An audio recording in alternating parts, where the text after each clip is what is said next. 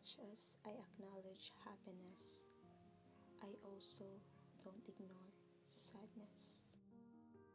This is Ree. Welcome to my Reverie, where I share my slowing down activities, mindfulness, random thoughts, doing nothing, and most of all, living life. If you want to contemplate, unwind, and slow down, join me here in my reverie. Today, I am sharing my 8 uncommon ways to help me feel better when I'm sad. Though we have different ways to manage sadness, but I hope this video will inspire you in some way.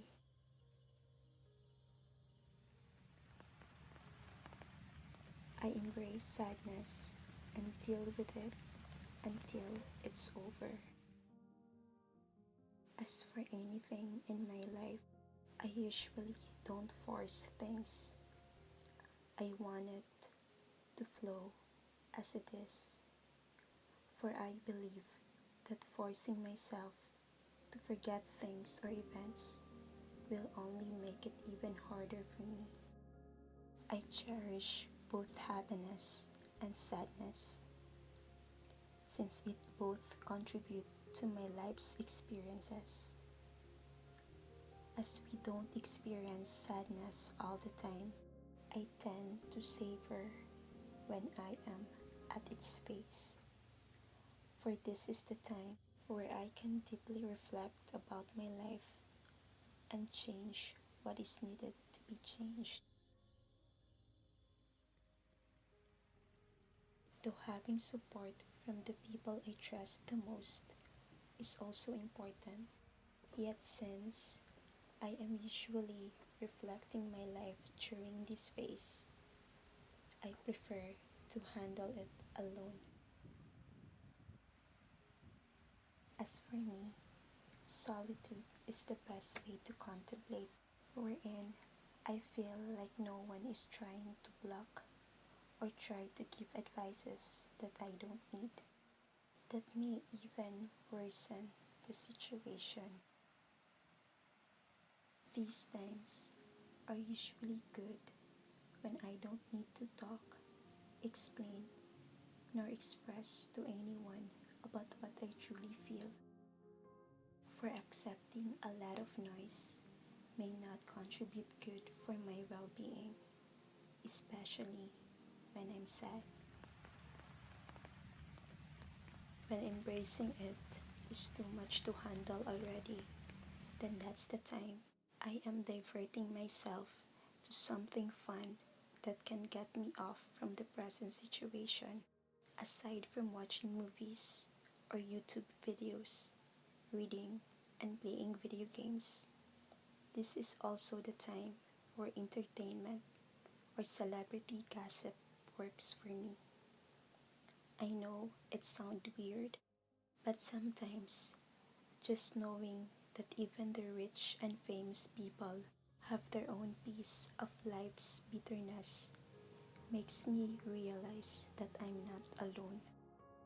Not that I feel happy with their problems, but it's like a way for me to know that being sad or not feeling good all the time is a global feeling as well.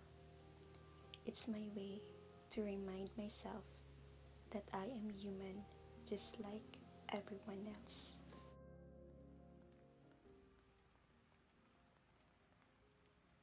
I guess this is the most conventional way to handle sadness. I don't know if there are a lot of people who can be productive when sad. However, as for me, I usually am creative when I don't feel good. As I mentioned, it's the time when I reflect and contemplate about my life very well. So, it's usually the time when my mind thinks a lot. Hence, ideas may appear anytime during this period.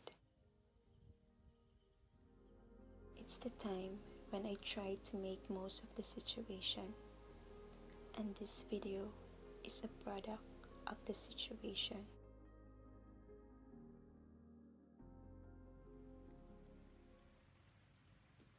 Yes, this is the contrast of what I've said a while ago, since it's not all the time I feel creative during sad times, for it will always depends on the degree and the reason for my sadness. So much as I make most when I feel creative during down times, I also forgive myself when I don't feel like doing anything productive at this period. Because what else would make us feel even bad than feeling guilty while feeling sad?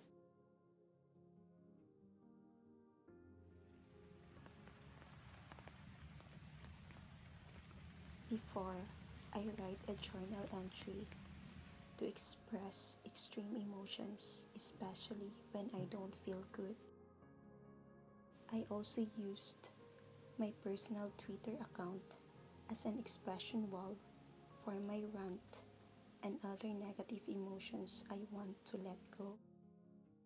Since I feel that expressing through words is usually the best way to let go of an emotion when sharing to anyone is not an option, so might as well write it somewhere.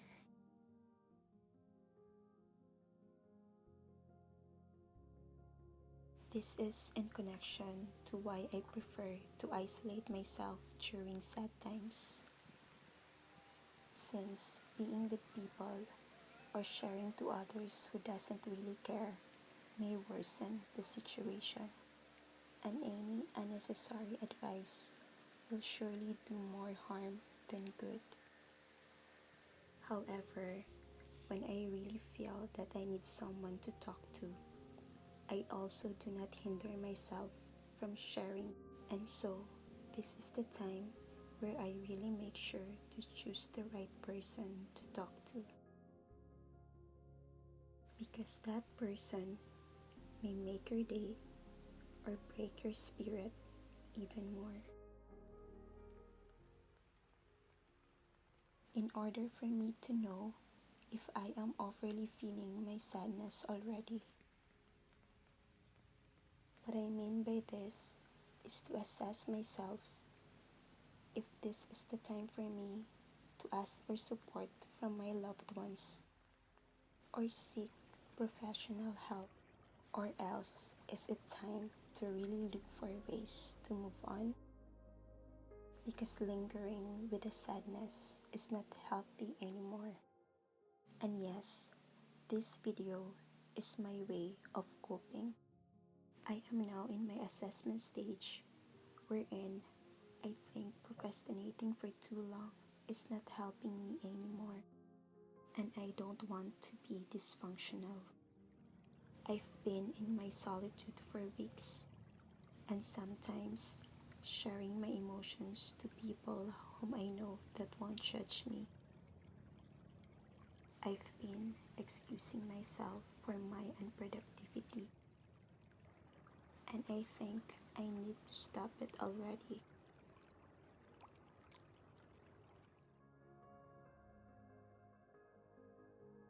Hence, I started to move on by making this video, not just to express my feelings, but also to channel myself to something more productive. Today, I will declare that I am now moving away from my sadness. Though this may not be the only one, but at least I can always go back and remember that I won many times already. Thus, fighting with the same battle in the future will always remind me that victory is not impossible. How about you? How do you handle sadness? Maybe you can share it in the comments below, and I will try to consider it next time when I am sad.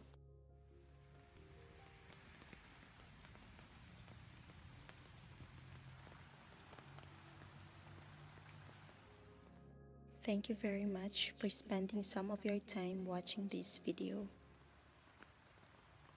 This is Reverie.